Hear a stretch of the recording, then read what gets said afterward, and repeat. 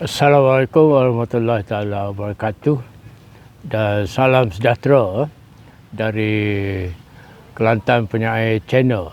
Sekali lagi saya akan bincang mengenai sastra Melayu dalam dekad baru, dekad pertama abad 21, dan apakah cabaran-cabaran seterusnya.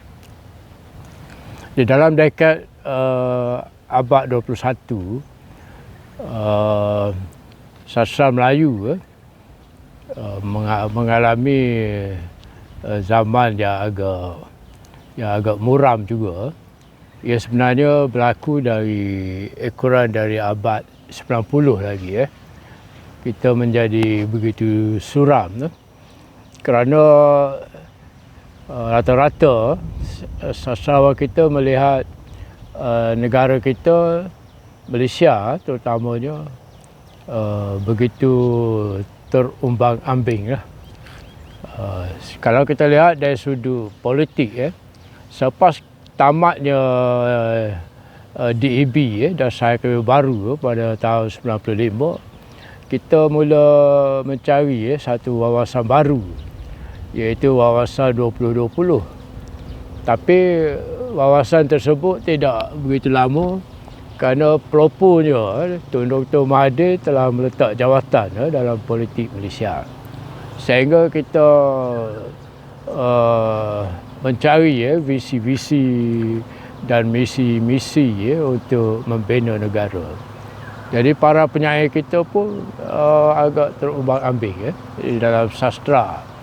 Tidak ada seorang champion abad 21 ini yang muncul selain daripada kemunculan sastrawan negara Ahmad Kamal Abdullah atau Kamala.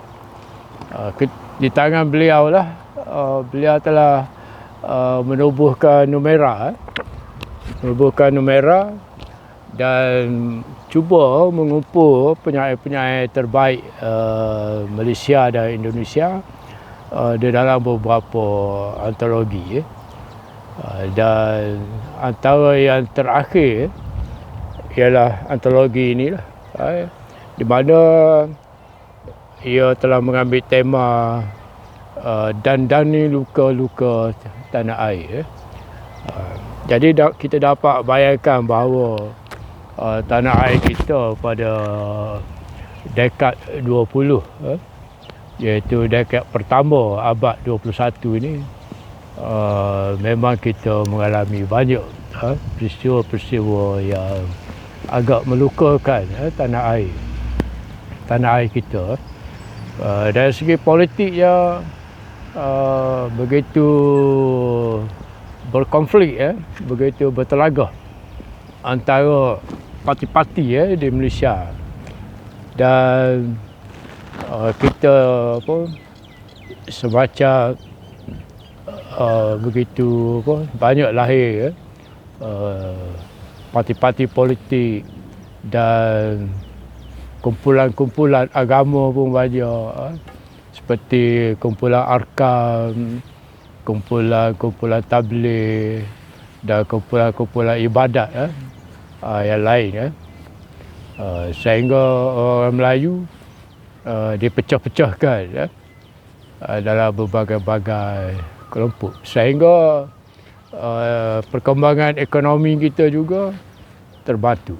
Dan bila tiba 2020, kita diserang oleh pandemik yang begitu dahsyat juga, COVID-19. Kemudian diikuti dengan perang Rusia-Ukraine yang sangat-sangat kita tidak fahami. Jadi dalam antologi ini kita akan temui ramai penyair-penyair kita begitu pesimis tentang kemerdekaan tanah air. Dan saya sendiri ada menulis sebuah puisi yang saya rumuskan tentang makna merdeka itu yang kita cari sebenarnya, di mana arti kemerdekaan. Puisi saya bertajuk Merdeka. Berkali-kali mencari makna merdeka dulu, kini dan masa depan. Kita terhalang, kerap kita lupa. Merdeka adalah dalam batin kita, ada pada lahirian kita. Kita didik saja diri kita. Berkongsi merdeka, berkongsi berat ringan. Kita redah duri di depan kita. Kita ajar cucu-cucu, genggam bara ilmu, genggam bara kasih, pegang nestapa duka dengan hati tabah, dengan hati sabar. Merdekakan diri kita dari terlekat pada jejak gelap di luar rumah. Hanya ada satu jalan lurus, hanya ada satu bulan di langit, hanya ada satu hati dalam diri kita. Itulah merdeka yang sebenarnya. Di mana kita mesti merdekakan diri kita daripada segala nilai-nilai yang tidak baik di luar, supaya kita dapat melahirkan satu manusia yang kuat di kalangan generasi kita. Jadi pada saya kita merdeka jika kita penuhi generasi-generasi akan datang dengan ilmu, dengan kesedaran, dengan kesabaran dan sebagainya. Kerana kita tidak boleh lari daripada mengalami cabaran. Negara kita mesti menghadapi cabaran-cabaran, sama ada kecil atau besar. Jadi terpulang pada kita lah menilai cabaran tersebut. Baik, kita cuba lihat pandangan penyair kita yang lain mengenai abad 21 ini.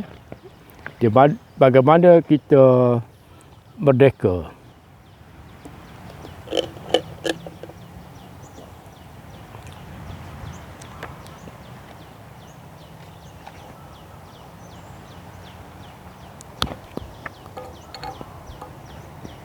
Okey, kita baca sebuah sajak lagi. Sahabat kita mengenai merdeka dia. Supaya kita dapat faham apa itu pandangan penyair kita dalam abad 21. Iaitu abad yang sedang kita lalui ini.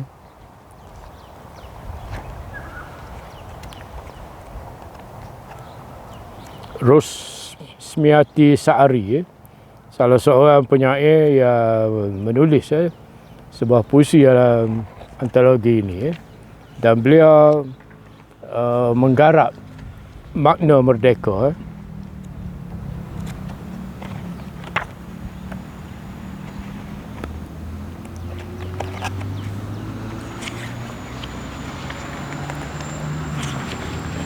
Salam Merdeka, puisi agak panjang juga. Salam Merdeka, kesekian kali tak terdaya ku rempuh tembok jajahan ini. Sampaikan salam merdeka buat mereka yang telah lama merdeka. Rusmiati Saari. Bukit jelma ribuan cakar-cakar langit, gurun sobek-sobek serupa raksasa luka dada. Laut garan ternganga muluk ombak kesumat.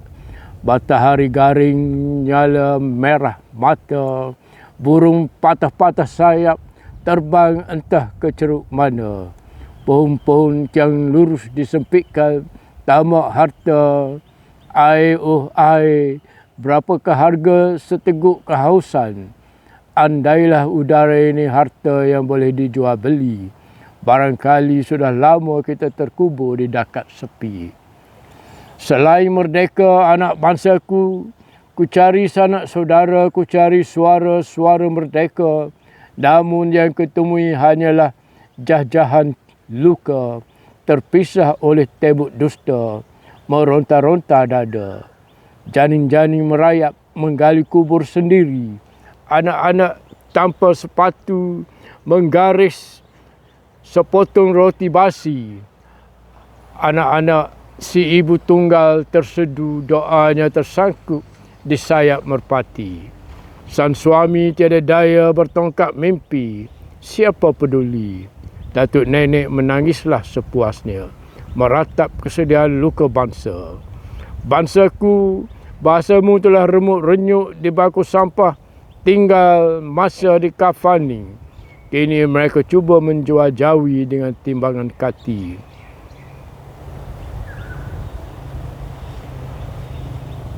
Sial, merdeka oh bangsaku, bangkitlah menjadi Melayu bersatu, buangkan pakaian dunia yang palsu, laungkan takbir setinggi ukrawi, Islam kita ketatkan dalam pelukan.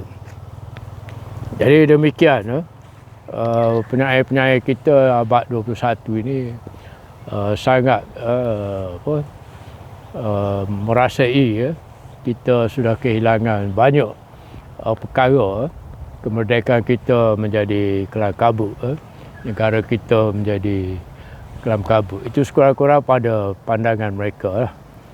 Jadi saya berharap penyair-penyair Malaysia dalam dekad 21 ini lebih positif, kerana kita akan dapat apa yang kita tanam. Kalau kita tanam negatif, kita akan dapat negatif. Kalau kita tanam positif, kita akan dapat positif. Jadi negara kita sekarang sedang berdepan dengan dilema yang cukup hebat. Perang Ukraine Rusia sedang berlaku, dan perang dingin di banyak tempat juga sedang berlaku. Jika kita benci orang, orang juga akan benci kita. Itulah falsafah kita. Jadi Malaysia sentiasa berusaha, negara kita sentiasa berusaha menjadi sebuah negara yang dapat hidup bersama dengan negara lain, susah atau senang. Sekian, terima kasih. 3 video cukup dah.